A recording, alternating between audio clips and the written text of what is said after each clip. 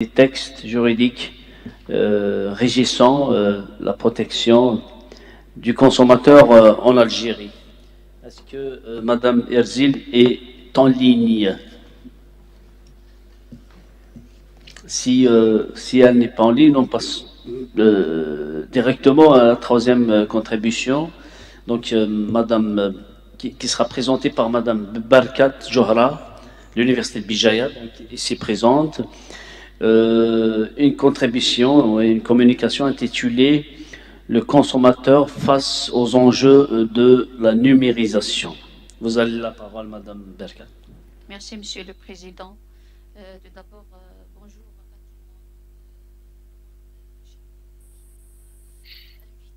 Honorable assistance, l'ensemble des communicants par visioconférence ou directement sur l'auditorium.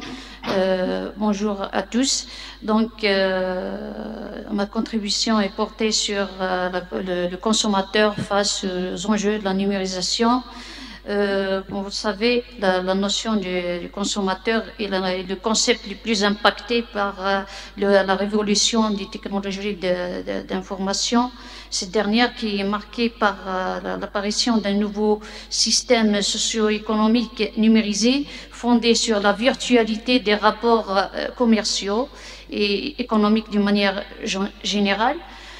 Donc, au sens de notre contribution, le consommateur, la notion de consommateur ne fait pas illusion au consommateur final ou bien le consommateur quotidien, mais aussi aux consommateurs intermédiaires qui sont généralement les entreprises prestataires ou sous-traitants des services de communication électronique.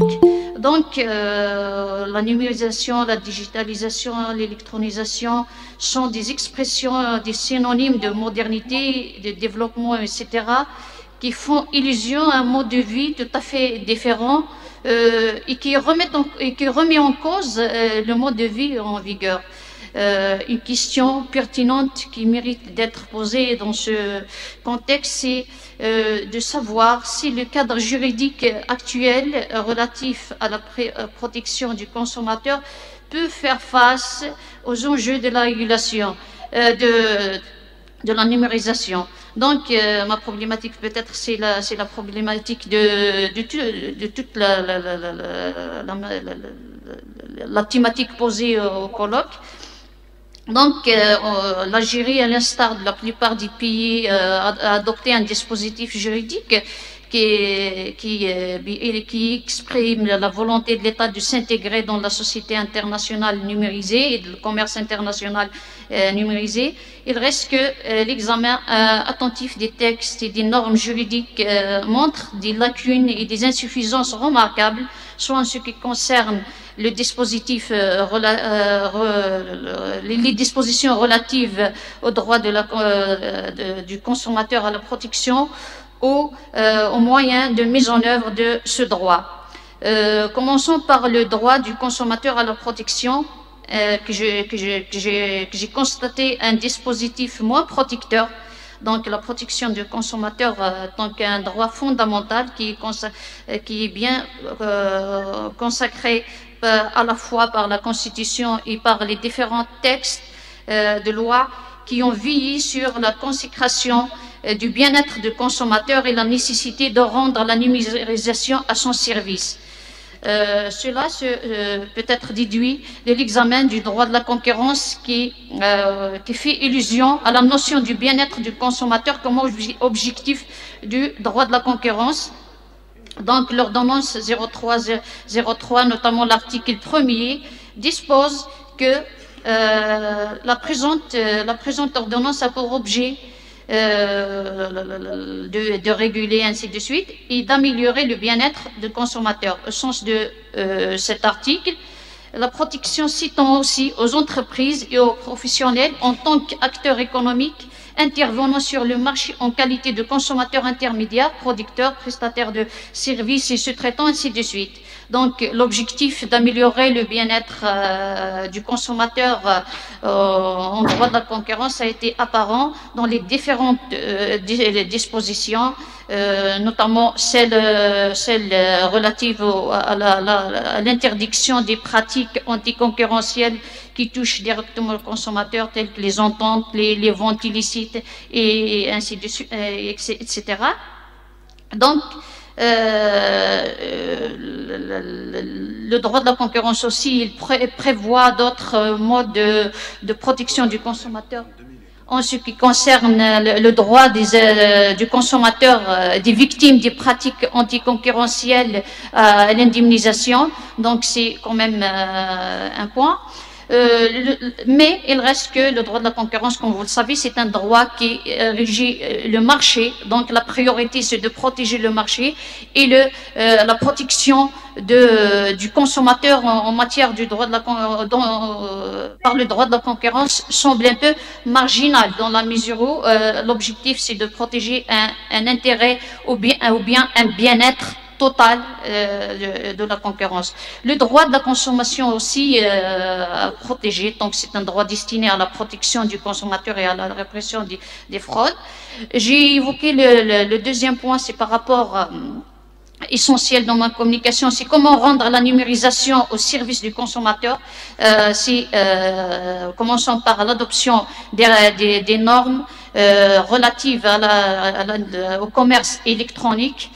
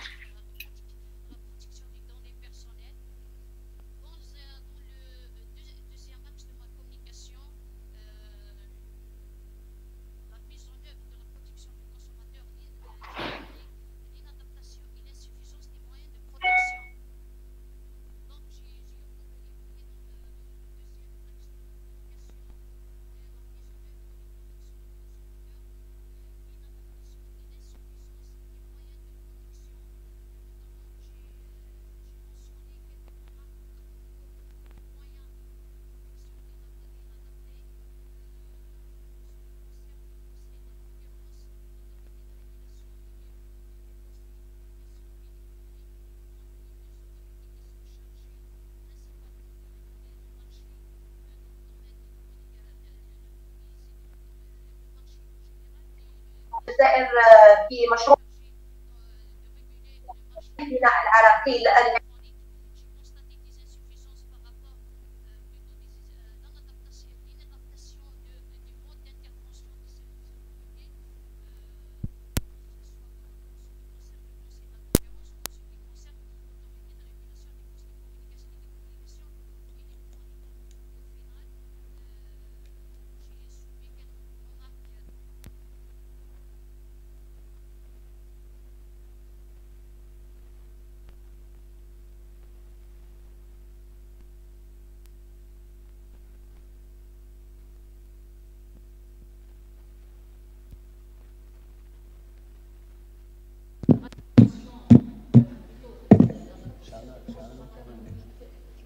protection du consommateur numérique.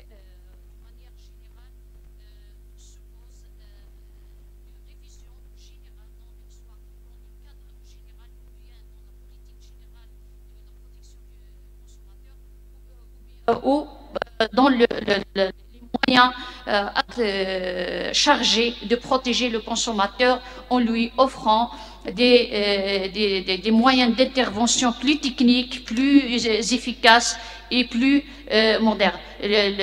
La question en un mot, c'est d'essayer d'adapter les normes et les mécanismes de protection avec l'évolution numérique et le nouveau statut du consommateur qui est devenu un consommateur électronique par excellence. Je vous remercie.